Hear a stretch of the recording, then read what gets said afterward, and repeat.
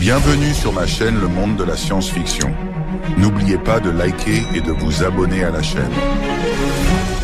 Le souffle rauque de la carcasse du vaisseau funéraire résonnait comme une plainte, tandis que Soren s'enfonçait plus profondément dans ses entrailles déchirées. 3 jours qu'il respirait des vapeurs toxiques qui brûlaient ses poumons. 3 jours de mains ensanglantées à forcer le métal tordu. 3 jours où son compteur de radiation grimpait sans cesse, lui rappelant que la mort s'accumulait dans ses cellules à chaque heure qui passait. Tout cela pour un signal faible qu'il appelait à travers les murs de débris. Lorsque ses doigts effleurèrent enfin la garde glacée, enfouie sous les restes squelettiques de ce qui avait dû être le commandant du navire, Soren ne ressentit pas de triomphe, mais une étrange résonance. L'épée semblait pulser contre sa paume, un battement de cœur répondant au sien. Puis vint la vision, soudaine et violente. Un visage déformé par l'agonie, enfermé dans un casque orné. Des yeux bleus comme ceux de la femme qu'il rencontrerait plus tard, écarquillés de trahison. Un symbole gravé dans le sang, la même marque qu'il verrait sur l'armure des mercenaires. La vision ne dura que quelques secondes, mais le laissa haletant, désorienté. « Qu'est-ce que c'est que ça ?» marmonna-t-il, chassant les images résiduelles. « Ça doit être les vapeurs toxiques ou le mal des radiations qui commence. » Mais alors qu'il enveloppait la lame dans un tissu protecteur, ses mains tremblaient d'une manière qui n'avait rien à voir avec l'épuisement. La puanteur du métal oxydé et de l'alcool synthétique bon marché flottaient dans l'air recyclé de la boutique de bric-à-brac de Zoltan. Les bottes de Soren laissaient des empreintes sombres dans la poussière alors qu'il s'approchait du comptoir, son trésor enveloppé dans un tissu déchiré. Ses épaules lui faisaient mal après 3 jours à fouiller dans les débris compressés de l'ancien vaisseau funéraire. 3 jours à respirer des fumées toxiques, à éviter les systèmes de défense automatisés qui fonctionnaient encore après des siècles de dormance et à dormir par tranches de 2 heures pour échapper aux gangs de pillards qui rôdaient dans le champ de débris. Tout ça pour cette lame. Ce bout de ferraille ne vaut pas discrédit, croassa Zoltan, ses 6 bras se déplaçant dans des mouvements constants et troublants, tandis que 4 de ses yeux cramoisis examinaient l'épée, pendant que les 2 autres restaient fixés sur Soren. La peau écailleuse du marchand de bric-à-brac brillait sous les lumières vacillantes de sa boutique exiguë. Le bras supérieur de Zoltan se figea soudainement à mi-geste. Il se pencha plus près, ses narines se dilatant alors qu'il étudiait les faibles marques le long du tranchant de la lame. Son ensemble inférieur d'yeux s'élargit en reconnaissance. « Reprends-la, murmura-t-il, repoussant l'arme. « Reprends-la où tu l'as trouvée. » Soren ne broncha pas. Il avait affronté pire qu'un receleur à 6 bras avec une éthique douteuse. Il avait survécu aux guerres de la bordure externe, navigué dans la politique traîtresse d'une 12aine de stations spatiales et réussi à continuer de respirer dans un univers qui semblait déterminé à récupérer l'oxygène qu'il avait emprunté. « Elle vaut plus, et tu le sais !» répondit Soren, sa voix posée. Sa main reposait négligemment sur la garde, sentant la chaleur étrange qui semblait pulser du métal, malgré son apparence terne. Il y avait quelque chose dans cette arme, quelque chose qu'il avait appelé dessous des tonnes d'alliages tordus et de rêves brisés. « Prends-la gratuitement !» siffla soudainement Zoltan, reculant. « Cette lame est maudite, elle n'aurait jamais dû être dérangée. » Sa voix tomba en un chuchotement terrifié. « J'ai vu ce que les lames de clan font à leurs propriétaires. Elles ne se contentent pas de te marquer comme une propriété. Elles boivent ton âme. Chaque mise à mort renforce la lame et affaiblit celui qui la manie. C'est contre nature. » Les yeux du marchand de bric-à-brac se tournèrent nerveusement vers les ombres de sa boutique. « Les runes, ce sont des marques de clan. Tu sais ce qui arrive aux voleurs qui dérobent des reliques de clan ?» L'ombre apparut si soudainement que même les instincts aiguisés par le combat de Soren enregistrèrent à peine le mouvement. Un instant, l'espace vide derrière lui, l'instant suivant, une présence qui sembla faire chuter la température de la pièce de plusieurs degrés. Elle se matérialisa comme un cauchemar, grande et svelte, avec une peau si profondément bleue qu'elle absorbait la lumière plutôt que de la refléter. Ses cheveux coulaient comme du mercure liquide, captant la faible illumination de la boutique et la transformant en feu froid. Mais ce furent ses yeux qui glacèrent le sang de Soren. Bleu glacial, ancien, impitoyable. La femme guerrière ignora complètement Soren, se déplaçant avec une grâce prédatrice autour de lui. Avant que Zoltan ne puisse réagir, elle avait une lame pressée contre l'une de ses 4 gorges. Elle était incroyablement fine, presque translucide. Pourtant, Soren savait instinctivement qu'elle pouvait trancher la peau coriace du marchand de bric-à-brac sans résistance. « Tarvos Navelar, Drocasten !» déclara-t-elle, sa voix portant le craquement cassant des plaques de glace se brisant en hiver. La réaction de Zoltan fut immédiate et viscérale. Sa peau pâlit jusqu'à un jaune maladif, et un tremblement parcourut ses 6 bras. Il sembla rétrécir sous les yeux de Soren, reconnaissant non seulement une menace, mais une ancienne promesse de châtiment. « Elle vaut une vie !» continua-t-elle en langue standard, la lame ne vacillant jamais de la gorge de Zoltan. « Quiconque détient la lame de mon père est son débiteur. » Zoltan devint complètement immobile, ses 6 bras figés à mi-geste. La terreur rayonnait de lui en vagues presque visibles. La guerrière tourna lentement la tête vers Soren, se déplaçant avec une précision si fluide qu'elle semblait inhumaine. Son regard le transperça comme une force physique. « Et son débiteur est ma propriété. » Chaque mot tomba comme une pierre dans l'eau calme. « Selon la loi du clan Velar, humain, tu m'appartiens maintenant. » Les doigts de Soren se resserrèrent autour de la garde de l'épée. Le métal sembla pulser contre sa paume, presque comme un avertissement. Il regarda ses yeux impitoyables, puis la lame à la gorge du marchand, et comprit avec une clarté écœurante que cette relique qu'il avait excavée venait de creuser une tombe pour sa liberté. « Je n'appartiens à personne », gronda-t-il, les muscles de sa mâchoire se contractant. Ses lèvres se courbèrent en quelque chose de trop froid pour être appelé un sourire. « La loi n'est pas d'accord. » Une petite lumière rouge s'alluma sous le comptoir. Zoltan avait déclenché une alarme silencieuse. À travers la vitre crasseuse de la boutique, Soren pouvait voir un mouvement distant dans les ruelles sales de la station Kelratis. La marche synchronisée de silhouettes en armure. Des pas lourds résonnèrent dans le labyrinthe de couloirs à l'extérieur, devenant plus forts à chaque seconde. Il venait pour l'épée et pour son nouveau propriétaire. « Idiot !» siffla Nira, repoussant Soren loin de la porte avec une force surprenante. Ses cheveux argentés fouettèrent autour de son visage comme des serpents métalliques. « Tu les as menés ici !» Soren se précipita derrière un tas de ferraille, ses instincts de combat se déclenchant alors qu'il évaluait les armes potentielles dans la boutique encombrée. « Je viens juste de déterrer l'épée !» répliqua-t-il, vérifiant le niveau d'énergie de son blaster. Presque épuisé, juste sa chance. Comment étais-je censé savoir qu'elle venait avec une propriétaire fanatique? La porte blindée trembla sous un impact violent. La poussière tomba du plafond.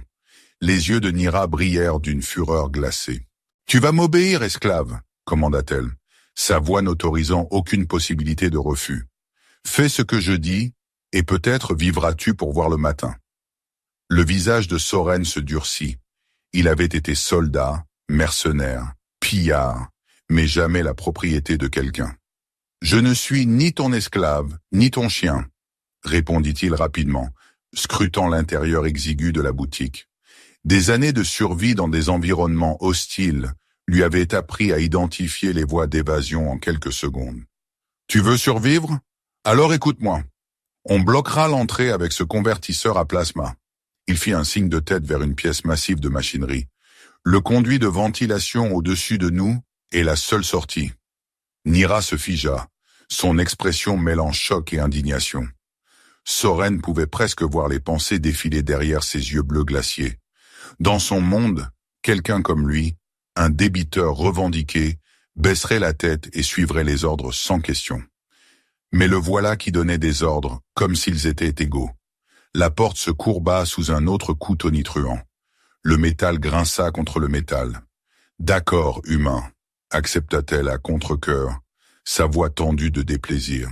« Mais quand ce sera fini, notre conversation sur ton statut reprendra. » Ils bougèrent en tandem silencieux et efficace, sa force pragmatique complétant sa grâce fluide. Ensemble, ils traînèrent le lourd convertisseur devant la porte, le renforçant avec de la ferraille et des outils de soudage. Ils finirent de barricader l'entrée quelques secondes à peine avant qu'elle ne soit soufflée vers l'intérieur avec une force explosive. L'explosion les projeta en arrière. À travers la fumée et les débris, 3 silhouettes émergèrent. Des mercenaires en armure noire ornée de veines argentées qui pulsèrent d'énergie. Le symbole du clan Vorat brillait sur leurs plaques pectorales. Des tirs de blaster éclatèrent, remplissant la boutique encombrée de lumière mortelle. Soren et Nira se mirent instinctivement dos à dos dans une posture de combat. Ils combattaient avec une efficacité brutale, utilisant l'environnement à son avantage, jetant des objets pour perturber leur visée, créant des pièges improvisés à partir de l'inventaire de la boutique. « Flanc gauche, articulation d'armure plus faible », appela Soren, notant la vulnérabilité dans la protection d'un mercenaire. Sans hésitation, Nira pivota et frappa, sa lame trouvant exactement l'endroit qu'il avait identifié. Le mercenaire s'effondra avec un cri étranglé. Elle maniait ses lames jumelles dans une danse hypnotique de mort. Les armes devenaient des flous de lumière, alors qu'elle sectionnait des circuits et tranchait à travers les articulations d'armure.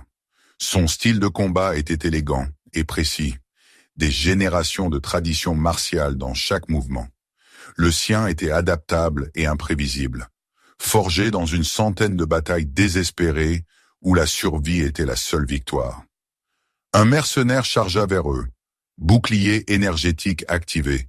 Soren ramassa une poignée de poussière métallique d'un conteneur proche et la jeta au visage de l'attaquant. Les particules contournèrent le bouclier, aveuglant temporairement le mercenaire. Soren l'acheva d'un coup rapide et brutal. « C'était déshonorant », siffla Nira, tout en parant un coup d'un autre attaquant. « C'était efficace », répliqua Soren, plongeant à couvert alors que des tirs de blaster déchirèrent l'espace qu'il avait occupé un instant auparavant. « Ton honneur n'aura pas d'importance si tu es morte. » Elle bondit au sommet d'un comptoir, tournoyant en un arc gracieux qui amena ses lames sur la nuque exposée d'un mercenaire. « Nous affrontons nos ennemis en tant que guerriers, » déclara-t-elle. « Pas de vermine rampant dans les ombres. » Soren répondit en court-circuitant un couplage électrique, plongeant une partie de la boutique dans l'obscurité. « Super, sois la guerrière, » marmonna-t-il, profitant de la confusion pour prendre en tenaille 2 mercenaires. « Je vais juste me concentrer sur rester en vie. » Ensemble, ils étaient dévastateurs. Malgré ou peut-être à cause de leurs méthodes contrastées, ils étaient parfaitement synchronisés, anticipant les mouvements de l'autre comme s'ils s'étaient entraînés ensemble pendant des années. Et ils détestaient tous les deux silencieusement à quel point cela semblait juste. Ayant repoussé l'assaut initial, ils se retrouvèrent coincés derrière le comptoir principal, tandis que les mercenaires se regroupaient près de l'entrée endommagée. « Ils ont des scanners », chuchota Nira, son souffle chaud contre l'oreille de Soren.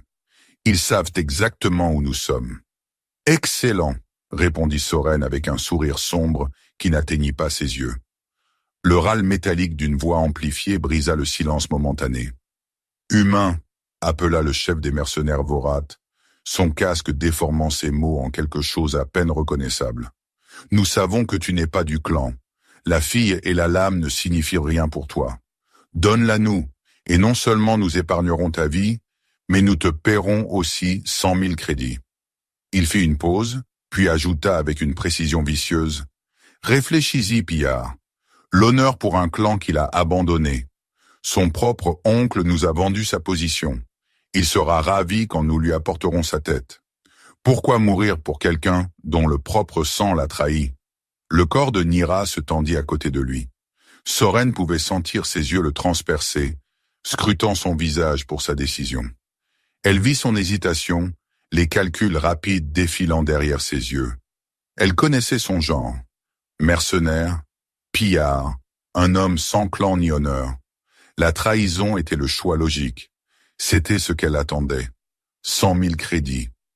Le nombre résonna dans l'esprit de Soren, une promesse alléchante de tout ce qu'il avait jamais voulu. Assez pour acheter son propre vaisseau. Pas un travail de récupération rafistolé, mais un véritable vaisseau capable de voyage interstellaire.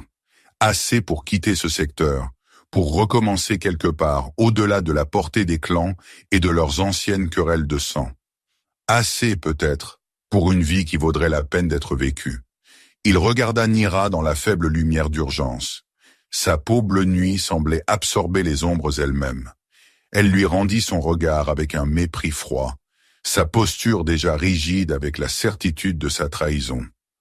Dans son monde, l'honneur était tout. Dans le sien, la survie. Ta décision, humain. La voix du chef Vorat crépita dans l'air enfumé. Ta vie ou la sienne. Le sol trembla soudainement alors qu'une seconde explosion déchirait le mur arrière de la boutique. 2 autres mercenaires entrèrent par la brèche, leurs armes déjà en train de tirer. La situation venait de passer de mauvaise à impossible. Soren se leva lentement, gardant ses mains visibles.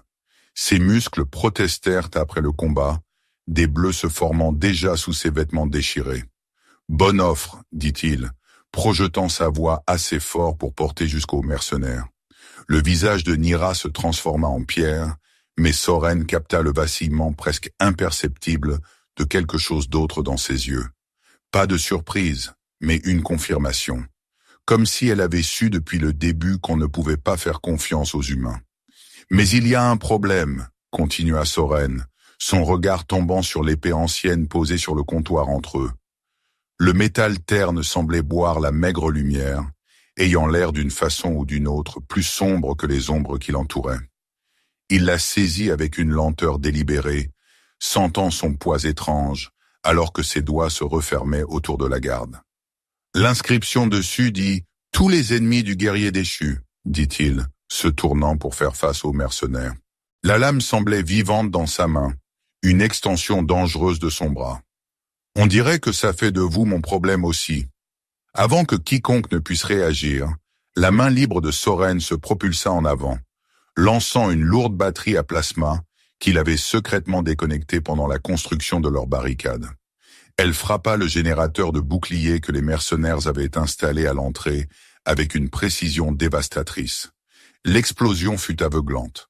Un éclair fulgurant qui transforma temporairement le monde en blanc. Dans l'obscurité et le chaos qui suivirent, Soren agit non pas avec le calcul réfléchi d'un guerrier lié par l'honneur, mais avec le pragmatisme impitoyable d'un survivant. Il ne les affronta pas au combat. Il ne perdit pas de temps avec des postures ou des déclarations. Il mit le feu à la boutique. L'incendie se propagea avec une vitesse terrifiante, se nourrissant de composés chimiques et de matériaux volatiles qui remplissaient à la boutique de bric-à-brac.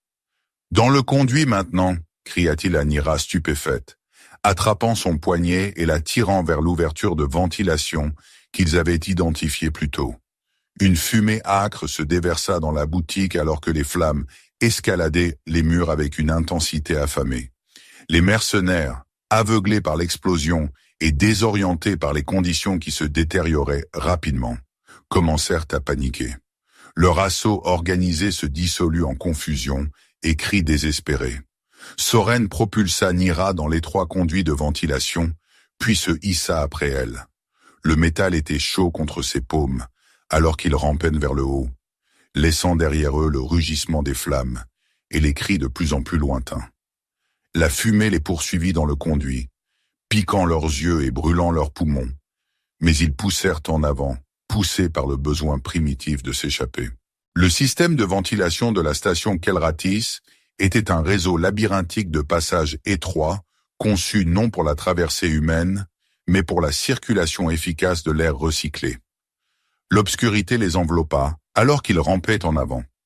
La chaleur de l'incendie en dessous reculait progressivement. Les seuls sons étaient leur respiration laborieuse et le gémissement lointain des sirènes d'urgence. « Nous devons continuer à avancer », chuchota Soren, sa voix rauque à cause de la fumée. « Ils auront des scanners thermiques. Si nous nous arrêtons… » Un craquement assourdissant l'interrompit alors que la section de conduit sous Nira céda soudainement. Le métal affaibli, compromis par la chaleur et leur poids, se cisailla net. Elle tomba avec un cri surpris, disparaissant dans l'obscurité. « Nira !» siffla Soren, se précipitant en avant. Il regarda à travers le trou déchiqueté pour voir sa forme recroquevillée sur une passerelle de maintenance environ 3 mètres plus bas.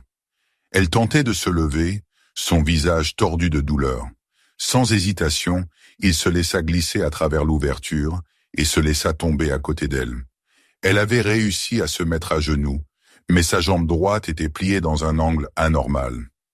Un rayon de lumière d'urgence d'un conduit distant illuminait son visage, bleu pâle maintenant, vidé de couleur. Sa main agrippait sa cuisse, où un morceau de métal avait déchiré son armure et s'était enfoncé dans la chair. « Je n'ai pas besoin de ton aide », gronda-t-elle entre des dents serrées. Mais l'effet fut miné par le tremblement dans sa voix. Soren jeta un coup d'œil au conduit de ventilation, puis au couloir de maintenance qui s'étendait dans l'obscurité dans les 2 directions. Le son de pas lourds et de bavardage électronique résonnait de quelque part pas assez loin.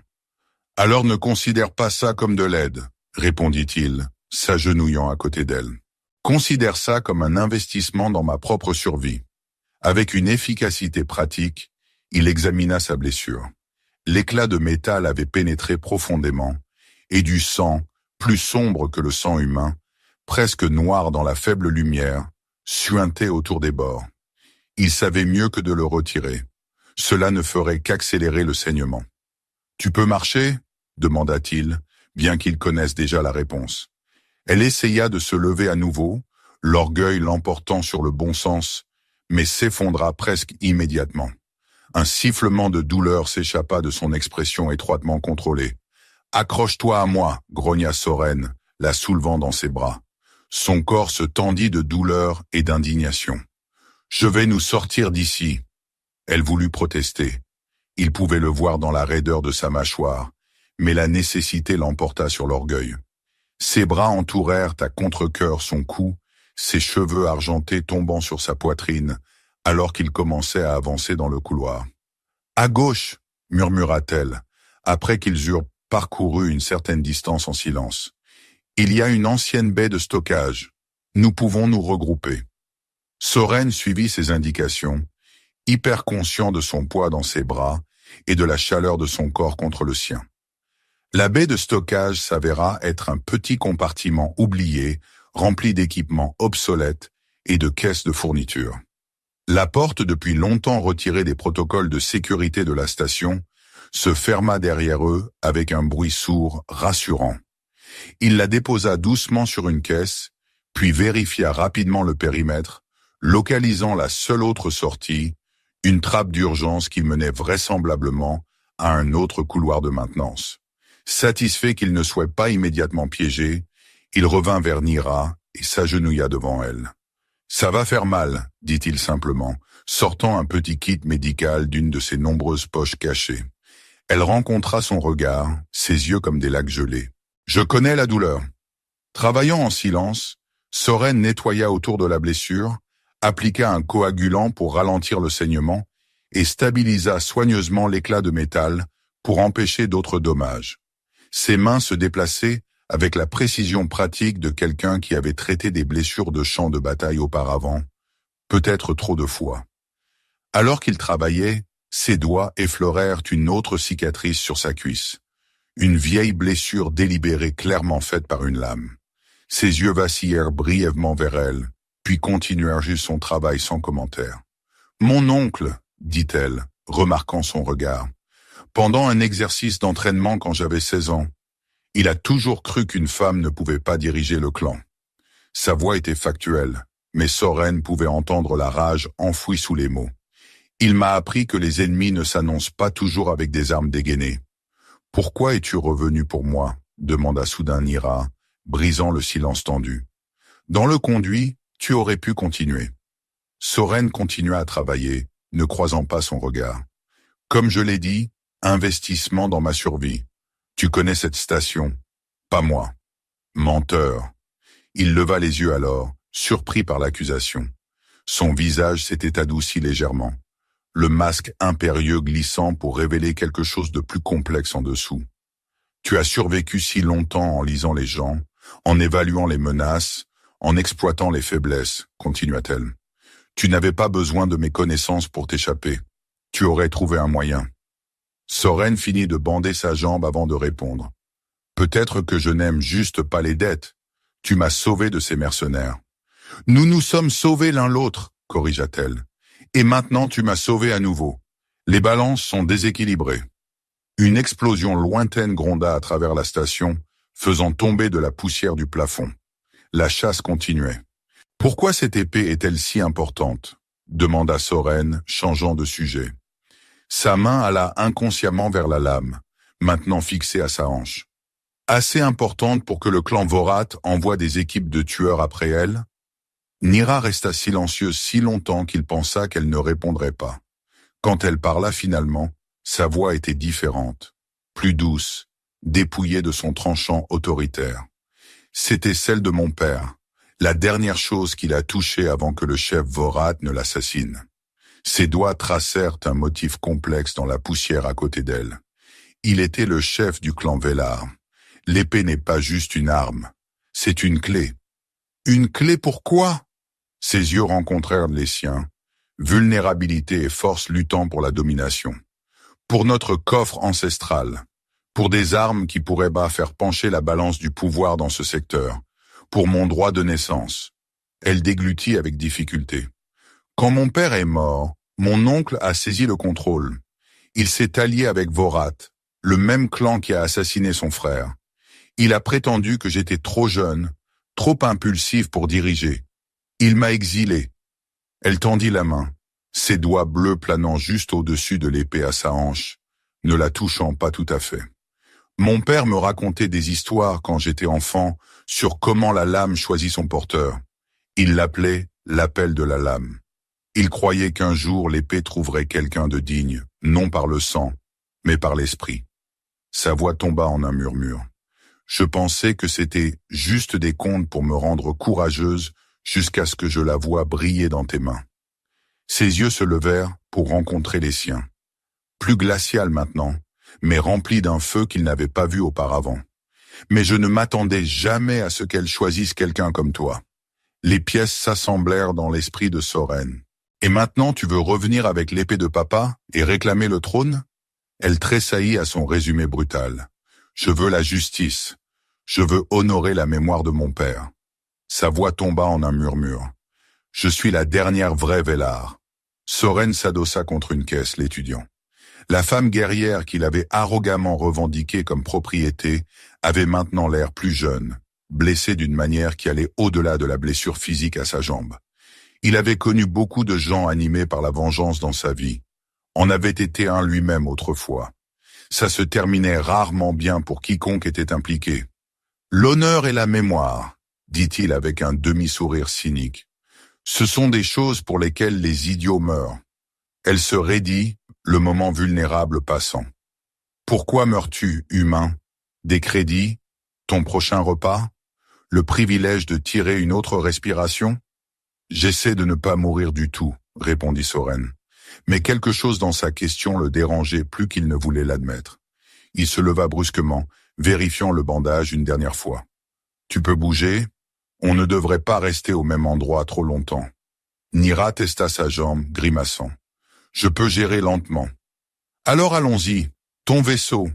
Où est-il amarré ? Baie 17, cadran Est. Elle hésita. S'il est toujours là. Soren l'aida à se mettre debout, lui permettant de s'appuyer sur lui pour le soutien. Il n'y a qu'une façon de le savoir. Alors qu'il se dirigeait vers la sortie, il se retrouva intensément conscient de l'épée à sa hanche. Elle semblait plus lourde maintenant, alourdie par l'héritage d'un chef de clan assassiné et l'espoir désespéré de sa fille. Soren était venu à la station Kelratis chercher de la récupération, quelque chose à vendre pour assez de crédit pour continuer à voler. Au lieu de cela, il s'était retrouvé empêtré dans une querelle de sang entre clans anciens, avec une princesse guerrière blessée, l'utilisant comme béquille. Juste un autre jour dans la vie d'un pillard. Ils émergèrent sur le niveau supérieur extérieur de la station, avalant l'air relativement plus frais. La lumière froide des enseignes au néon de Kelratis peignaient leurs visages de couleur criarde. En dessous d'eux, les sirènes hurlaient alors que les secours d'urgence se précipitaient vers l'incendie. Le feu serait contenu éventuellement. Rien ne se propageait trop loin sur une station spatiale sans déclencher des systèmes de sécurité catastrophiques, mais pour l'instant, ils étaient en sécurité. Soren soutenait Nira alors qu'il se frayait un chemin à travers le toit, sa blessure ralentissant considérablement leur progression. Leur voyage à travers les couloirs de maintenance avait été tendu et minutieux, ponctué de moments où ils avaient été forcés de se cacher des patrouilles de recherche ou de faire des détours autour de points de contrôle de sécurité scellés. Là, dit Nira, pointant vers un bras d'amarrage distant qui s'étendait du cadran est de la station. B-17. Soren étudia le chemin devant eux, notant les passerelles exposées et les points de contrôle de sécurité qu'ils devraient franchir. Avec Nira blessé, ils ne pouvaient pas exactement se fondre dans la foule. « Nous aurons besoin d'une distraction », réfléchit-il, scrutant l'extérieur de la station. Ses yeux se posèrent sur un groupe de cellules de carburant près d'un dépôt de maintenance. Quelque chose pour détourner l'attention de la baie d'amarrage. Nira suivit son regard et hocha la tête en compréhension. « Les codes d'accès de mon vaisseau sont toujours valides. Si nous pouvons l'atteindre, nous pourrons partir avant qu'il ne réalise ce qui s'est passé. » Ils installèrent l'explosif improvisé avec une efficacité pratique en utilisant des composants que Soren avait récupérés pendant leur voyage à travers les zones de maintenance. Une minuterie leur donna 15 minutes pour atteindre la baie d'amarrage. Une fenêtre serrée étant donné l'état de Nira, mais leur meilleure chance d'évasion. L'explosion, quand elle arriva, fut plus spectaculaire qu'ils ne l'avaient anticipé. Une réaction en chaîne engloutit le dépôt de maintenance dans une boule de feu qui illumina momentanément tout le cadran est. La sécurité de la station et les secours d'urgence convergèrent immédiatement sur le site, laissant leur chemin vers la baie d'amarrage relativement dégagée. Ils avaient presque atteint la baie 17 quand une silhouette solitaire sortit de derrière une grue de chargement. Grand et imposant dans une armure de combat. Il se tenait directement sur leur chemin, le chef des mercenaires Vorat. Son casque était parti, révélant un visage cartographié de cicatrices rituelles et d'implants cybernétiques. Une vilaine brûlure défigurait un côté de son visage, un souvenir de leur rencontre précédente. « L'épée », dit-il simplement, sa voix étonnamment douce. « Donne-la-moi maintenant, et peut-être que je laisserai l'un de vous vivre. » Soren plaça Nira sur le côté, se positionnant entre elle et le mercenaire. « Tu es persistant, je te l'accorde. » Les yeux du mercenaire, un naturel, un implant rouge brillant, se tournèrent envers Nira. « Ton père est mort en suppliant pour la pitié. Le savais-tu, petite princesse ? Il a pleuré alors que son sang se répandait autour de lui. » Nira s'élança en avant avec un cri de rage, tombant presque alors que sa jambe blessée flanchait. Soren la rattrapa, la retenant avec des mains fermes, mais douces. « Il t'appâte, murmura-t-il. Reste en arrière. » Le mercenaire rit, le son dépourvu d'humour. « Écoute ton animal domestique humain, fillette. Il sait que tu n'es pas en état de te battre. » Sa main se déplaça vers l'arme à sa hanche, une lame énergétique d'apparence vicieuse qui prit vie avec un crépitement sinistre. Soren s'avança, tirant l'épée ancienne. Elle semblait étrange dans sa main, plus lourde qu'elle ne devrait l'être, pourtant d'une certaine manière parfaitement équilibrée pour sa prise. « Je suppose que nous ne pourrions pas discuter de ça autour d'un verre ?» demanda-t-il avec une civilité moqueuse. La réponse du mercenaire fut de charger, sa lame énergétique traçant un arc mortel dans l'air. Soren rencontra l'attaque avec une parade défensive. Le métal ancien de l'épée Velar, résistant d'une façon ou d'une autre à la force de coupe de la lame énergétique. L'impact secoua son bras jusqu'à l'épaule, mais il tint bon. Ce qui suivit fut une danse brutale d'attaque et de contre-attaque. Le mercenaire combattait avec la technique précise de quelqu'un entraîné depuis la naissance à l'art de tuer. Soren combattait avec la créativité désespérée d'un survivant, utilisant l'environnement, exploitant les ouvertures, conservant l'énergie pendant que son adversaire la dépensait en attaques puissantes, mais de plus en plus sauvages.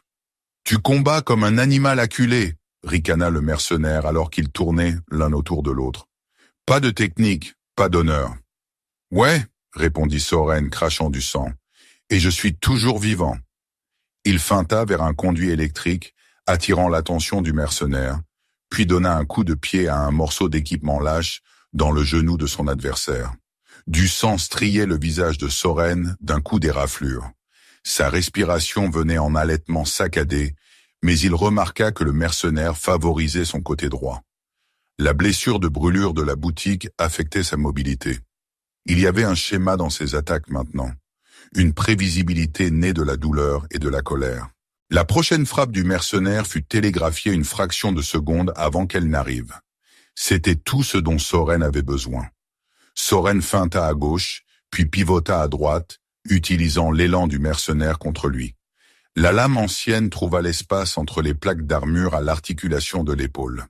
Elle glissa avec une facilité inattendue, comme si elle était avide de goûter le sang. Le cri de douleur du mercenaire résonna dans la zone d'amarrage. Blessé mais pas vaincu, le mercenaire tituba en arrière. Sa lame énergétique fusa dans une attaque balayante, désespérée. Soren, pris hors d'équilibre, ne put esquiver complètement. L'arme traça une ligne brûlante à travers ses côtes, puis plongea plus profondément dans son flanc avant qu'il ne puisse se tordre. La douleur fut immédiate et aveuglante.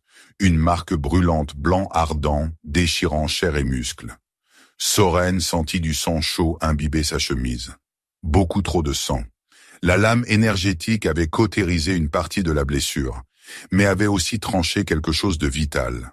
Sa vision se brouilla, la baie d'amarrage basculant alarmément autour de lui. À travers une vision floue de douleur, Soren vit Nira se traîner vers eux, un morceau d'équipement tombé serré dans ses mains. Avec un effort suprême, elle le balança vers le côté blessé du mercenaire. L'impact n'était pas puissant, mais suffisant pour le distraire pendant une seconde critique. Soren saisit le moment. L'épée ancienne bougea presque de son propre chef, trouvant la gorge du mercenaire avec une précision infaillible. Un regard d'incrédulité traversa le visage de l'homme, alors que son sang vital pulsait autour de la lame enfoncée. « Impossible !» haleta-t-il, des bulles rouges se formant sur ses lèvres. « Un humain avec une lame de clan. » Soren retira l'épée d'un seul mouvement net. Le mercenaire s'effondra sur ses genoux, puis bascula en avant sur le pont métallique. Le silence descendit, brisé seulement par leur respiration laborieuse et le gémissement lointain des sirènes. « Nous devons y aller », dit Soren, essuyant la lame avant de la rengainer. Il aida Nira à se mettre debout, soutenant son poids alors qu'il se dirigeait vers le sas du vaisseau. « Tu peux piloter dans ton état ?»« Je pourrais piloter ce vaisseau les yeux bandés et délirant de fièvre, » répondit-elle, une partie de son ancienne arrogance revenant malgré sa pâleur. « Amène-moi juste au siège du pilote. » Son vaisseau était élégant et prédateur, clairement conçu pour la vitesse et la furtivité plutôt que le confort. Le cockpit était compact mais efficace avec des commandes configurées pour la physiologie de son espèce. Soren l'aida dans le fauteuil du pilote, puis prit le siège du copilote, ses yeux parcourant le panneau d'instruments inconnu. Les doigts de Nira dansèrent sur les commandes avec une aisance pratiquée. Le vaisseau bourdonna de vie autour d'eux, les systèmes s'engageant dans une séquence soigneusement orchestrée. À travers le hublot, ils pouvaient voir la sécurité de la station converger sur leur position, armes dégainées. « Accroche-toi, dit-elle. » Un sourire féroce fendant son visage malgré sa douleur. Le vaisseau s'élança, se libérant de ses pinces d'amarrage avec un grincement de métal protestant. La gravité artificielle fluctua momentanément alors qu'ils accéléraient loin de la station. Les étoiles se brouillèrent en traînées de lumière alors qu'ils sautaient en sécurité. Ce n'est que lorsqu'ils furent en sécurité dans l'hyperespace que Soren se permit de se détendre. L'adrénaline se vidant de son système et laissant un épuisement profond dans son sillage. Il devint intensément conscient de la douleur brûlante dans son flanc où la lame énergétique l'avait attrapé. Regardant vers le bas, il vit du sang suintant à travers son bandage improvisé, s'accumulant sur le siège du copilote. « Il y a un kit médical dans le casier de stockage », dit Nira, remarquant son inconfort. Son propre visage était tiré de douleur, mais ses yeux étaient un clair. Tu devrais soigner ça avant que l'infection ne s'installe. Soren hocha la tête mais ne fit aucun mouvement immédiat pour se lever. La perte de sang le rendait étourdi, ses pensées floues sur les bords. Il savait que la blessure était sérieuse, possiblement fatale sans soins médicaux appropriés. Avec des mains tremblantes, il détacha l'épée ancienne de sa ceinture et la posa sur ses genoux, étudiant sa surface terne dans la lumière teintée de bleu du cockpit. « Prends-la », dit-il, sa voix à peine au-dessus d'un murmure. « Selon ta loi, j'ai rempli mon devoir. Je t'ai protégé. » Il lutta pour garder sa voix stable alors que l'obscurité rampait sur les bords de sa vision. « Finis ce que ton père a commencé, si je ne m'en sors pas. » Il lui tendit l'épée, garde en premier. Non pas avec l'impatience brusque de quelqu'un voulant mettre fin à une obligation non désirée, mais avec le respect d'un guerrier à un autre. « J'ai passé ma vie à éviter les attachements, » dit-il, sa voix rauque de douleur et de quelque chose de plus profond. Les clans, les équipages, les causes, ils veulent tous quelque chose de toi jusqu'à ce qu'il ne reste plus rien à donner. Ses yeux rencontrèrent les siens avec une intensité inattendue. Mais aujourd'hui, j'ai choisi ton camp quand toute logique disait de fuir. Je ne sais toujours pas pourquoi. Nira le fixa longuement, quelque chose d'illisible dans ses yeux bleus glaciés. Peut-être que la lame savait avant nous deux. Avec une main qui tremblait presque imperceptiblement, elle tendit la main vers l'épée. Au moment où ses doigts se refermèrent autour de la garde, quelque chose d'extraordinaire se produisit. Le métal ancien sous sa paume pulsa d'une vie soudaine, émettant une lueur douce et éthérée qui projetait d'étranges ombres sur leur visage. Les runes gravées le long de la lame, symboles que Soren avait supposés purement décoratifs, commencèrent à briller d'une lumière intérieure, se déplaçant et se réarrangeant comme des choses vivantes. Soren regarda la transformation se refléter dans le visage de Nira. Le choc suivi de l'incrédulité puis de quelque chose qui ressemblait remarquablement à de l'horreur. Des larmes montèrent dans ses yeux, captant la lumière étrange des runes. Alors que la lueur de l'épée s'intensifiait, Soren sentit une chaleur étrange se répandre de son flanc blessé. Regardant vers le bas, il vit des vrilles de lumière bleu-blanc s'infiltrer à travers ses doigts, où il pressait contre la blessure. La douleur commença à reculer, pas complètement, mais assez pour que le brouillard de l'inconscience imminente se lève de son esprit. Le saignement ralentit jusqu'à un filet. « Quoi?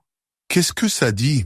demanda-t-il, sa voix plus forte maintenant, bien que toujours rauque de douleur. Nira leva les yeux pour rencontrer les siens. La froideur et le mépris qui avaient défini son regard avaient disparu, remplacés par un émerveillement pur et sans filtre. Une seule larme traça un chemin argenté sur sa joue bleue. « Il ne savait pas », chuchota-t-elle, semblant se parler à elle-même plutôt qu'à Soren. « Le rituel ancien, ce n'est pas juste un lien. Il exige un sacrifice. Pour devenir mon époux, tu devais être prêt à devenir mon esclave d'abord. Tu devais te prouver prêt à mourir pour moi, sans promesse de récompense. » Sa main trembla alors qu'elle planait au-dessus de sa blessure. « La connexion, la lame te protège parce que tu fais maintenant partie de moi. » Lentement, elle étendit la lame pour qu'il puisse voir lui-même. L'inscription s'était transformée. Les symboles brillants formaient maintenant des mots dans une langue qu'il comprenait d'une façon ou d'une autre, malgré ne l'avoir jamais étudiée. Tous les ennemis de la nouvelle femme guerrière sont maintenant ses ennemis, qu'il soit sa lame, son bouclier, son époux. Soren fixa les runes brillantes, sentant le sol métaphoriquement se dérober sous ses pieds. Il venait d'échanger les chaînes d'un esclave contre les liens du mariage, et à en juger par l'expression stupéfaite sur le visage de sa nouvelle épouse inattendue, ce serait un mariage très, très compliqué. « Ce n'est pas possible », chuchota Nira, sa contenance craquant pour la première fois depuis qu'il l'avait rencontrée. « La lame était celle de mon père. Elle ne peut pas simplement changer d'allégeance. »« On dirait qu'elle vient de le faire », répondit Soren, essayant de traiter ce nouveau développement. « Je suppose que ce n'était pas dans tes plans quand tu m'as traqué. » Ses yeux brillèrent. Ce n'est pas une affaire à prendre à la légère, humain. Sais-tu ce que cela signifie? La lame de Vellard t'a choisi comme mon compagnon lié. Cela ne s'est pas produit depuis 7 générations. Je ne me souviens pas qu'on m'ait demandé si je voulais être choisi, dit sèchement Soren. Moi non plus, répliqua-t-elle. Ils restèrent assis en silence tendu, les implications de ce qui venait de se produire se déployant entre eux comme une nébuleuse. Le vaisseau continua son voyage silencieux à travers l'hyperespace, les emportant loin du danger, mais vers un avenir incertain. Le silence fut brisé par l'activation soudaine du système de communication du vaisseau. Une projection holographique scintilla à la vie dans l'espace entre eux. L'image d'un mâle de l'espèce de Nira, plus âgé avec des tatouages faciaux élaborés et une armure cérémonielle. Ses cheveux argentés étaient attachés en tresses complexes, et ses yeux portaient la même couleur bleu glacier que ceux de Nira, mais sans leur chaleur ou compassion. Son regard se fixa immédiatement sur l'épée brillante entre eux, et son expression passa du mépris à une faim avide. « Fille stupide !» dit la silhouette, sa voix dégoulinant de condescendance. « Pensais-tu que je te permettrais de reprendre le pouvoir? La lame est activée, et maintenant elle me mène directement à toi et à ce qu'elle déverrouille. » Ses lèvres se courbèrent en un sourire cruel. « Merci d'avoir fait tout le sale travail. » Le visage de Nira se vida de couleur. « Oncle, chuchota-t-elle. Le chef légitime du clan Vellard, la corrigea-t-il. Ton père était faible.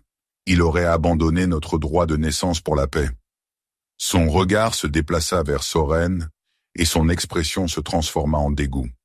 Et maintenant sa lame s'est liée avec un humain. Comme il est approprié que la lignée se termine dans une telle disgrâce. Il se pencha en avant, sa forme holographique semblant grandir. Le coffre ancien nécessite du sang Vellard pour s'ouvrir. Ton père pensait que cacher la lame garderait notre secret en sécurité. Un sourire prédateur se répandit sur son visage. Mais maintenant je n'ai qu'à te trouver pour accéder à tout. Et quand je le ferai, ton sang servira son but. Ses yeux se rétrécirent alors qu'il étudiait les runes brillantes sur la lame. Ah, donc le rituel est complet. Encore mieux. Sa voix devint presque révérentielle. Sais-tu, humain, quel pouvoir peut être extrait de 2 âmes liées par une magie ancienne?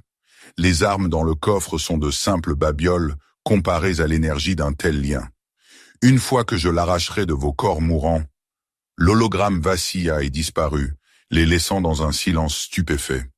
Les mains de Nira tremblaient alors qu'elle serrait les commandes. « Il nous traque, dit-elle, sa voix creuse. Il ne cessera jamais de nous chasser maintenant. » Soren plaça sa main sur la sienne, stabilisant sa prise sur les commandes du vaisseau. « Alors nous ferions mieux de trouver un plan. » Ses doigts s'entrelacèrent avec les siens. « J'ai passé ma vie à fuir des combats qui n'étaient pas les miens. Peut-être qu'il est temps d'arrêter de fuir. » Ses yeux rencontrèrent les siens, la surprise cédant la place à une détermination féroce. Le coffre, il ne contient pas seulement des armes. Il détient la vérité sur le meurtre de mon père. Des preuves qui pourraient unir les autres clans contre mon oncle. « Alors c'est là que nous allons ?» dit Soren avec un hochement de tête décisif. « Pas fuir, mais droit vers le danger. Ce n'est pas ton combat, dit-elle, mais sans conviction. » Soren regarda leurs mains entrelacées, puis son visage. Selon cette épée brillante, c'est maintenant le cas. Ils étaient liés maintenant par une épée, par les circonstances, par des forces qu'aucun d'eux ne comprenait pleinement. Des ennemis les entouraient, et la route devant était semée de dangers. Mais pour la première fois depuis que la lame l'avait appelé de sous l'épave, Soren sentit qu'il pourrait être exactement là où il était censé être.